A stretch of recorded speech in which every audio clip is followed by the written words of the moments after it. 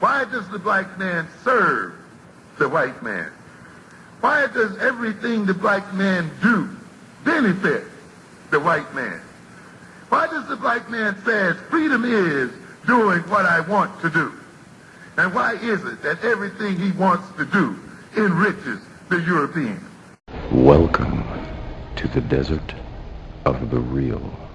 Yeah, I guess, let's see, you talked about democracy, where, you know, it's everyone. That, once again, that's really, it's a nice idea. I guess what I'm getting around to is saying I would support a republic. Because, you know, democracy is, well, you know, idealistic. I do believe in, like, one thing, I guess I'm contradicting myself here, because I don't like the, what do you call it, the system of where it's not one vote, one, electoral college. No, I hate that, you know. Right. Hello? So sometimes, it's sort of, it sort of like contradicts itself, because if you want it ruled by majority, then it's ruled by majority. You can't have ruled by majority and then say, oh, well, wait a minute, we don't agree with the majority rule. You know what I mean? It's like the college does. It's like it wants to check the majority rule. Well, my thing is, if you're trying to check the majority rule, do you really believe in majority rule? And yeah. One of the things that I want to point out too, you know, because you said something about there's a contradiction. I think that we need to acknowledge that no matter what form of government that you endorse, there's always going to be a contradiction, because if you look at them and you analyze each one, at some point you do reach a contradiction. That's why I think that, like what you were saying about anarchism is correct. If you were to take away government and put in anarchism right now, it would be total chaos. Yeah. Because the people are not. Anarchism is, to me, a progression of intellectualism. It's like there has to be massive re-education in order for that to even be possible. You're right. Right. It's not something that you can just you can't come in and replace a monarchy with anarchism, or replace a fascist nation with anarchism. It's just not going to work, because it's like taking a child that you spoiled for 15 years, and now you're giving him an apartment when he's 16. You say, all right, take care of yourself. That's a perfect analogy. Yeah, I totally agree. Yeah. But I want to throw something out there and see what you feel about this, because one of the people that I admired, you know, coming up was Bruce Lee. And what I liked about Bruce Lee, more so than his skill level, which he was one of the best skill-wise, was his philosophical approach to fighting. And if I were to take that philosophical approach of fighting of Bruce Lee and apply it to political systems, Bruce Lee's philosophy was any style can be beaten. Right. Once you form a style, then that makes you vulnerable to defeat. You have to be formless.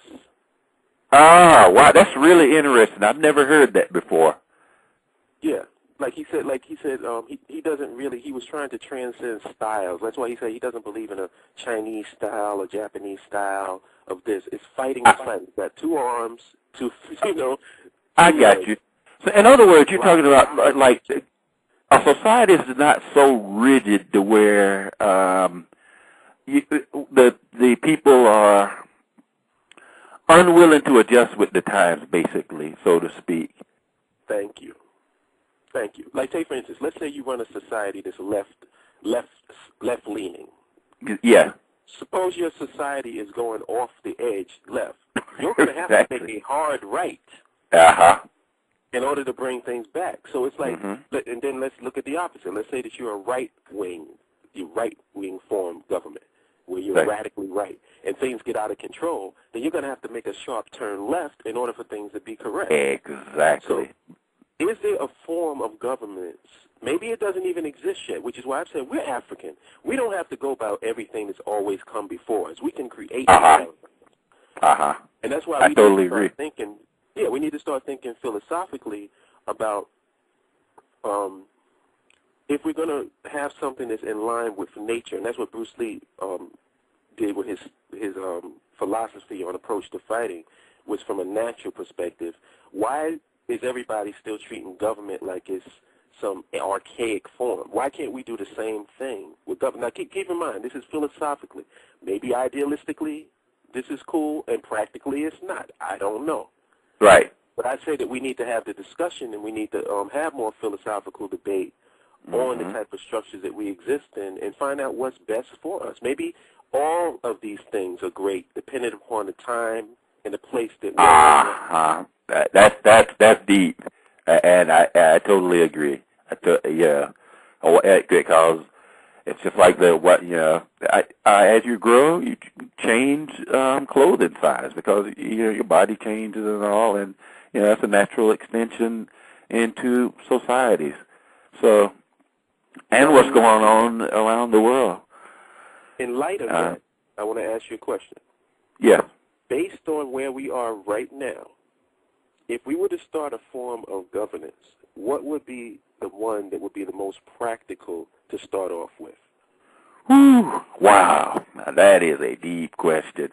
The first thing I always think about is the first thing we would have to, it always amazes me in certain places where you hear a lot of fighting about the ideologies and this, that, and the other. But in a nation, you're going to have a plumbing system. You're going to have roads. You're going to have a place to sleep. You have to have schools and all that. So I would keep in mind infrastructure. So what precedes infrastructure, is the knowledge base that people would have to have in order to build infrastructures.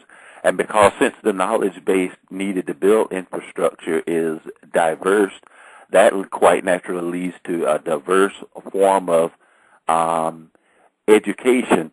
Now, once again, even though I believe all of that is true, we wouldn't want to have a situation where we started out, though, where we're so far behind everyone that even with the best of educational systems, everyone else stays 100 years ahead. So that's where diplomacy with people that would be a very tricky thing, but diplomacy with people that we want to evolve into or evolve with would be a crucial element to that. But as far as having an exact answer to that question, I don't. Yeah, it's very complicated, and as you said, that's one of the reasons why brainstorming and talking about this subject is crucial for having any sort of government that would work. Right. And it's also something that most people who are caught up in this left-right paradigm and caught up in, think that all form of black thought is separatism, they is shocked that we're even having this discussion. Right.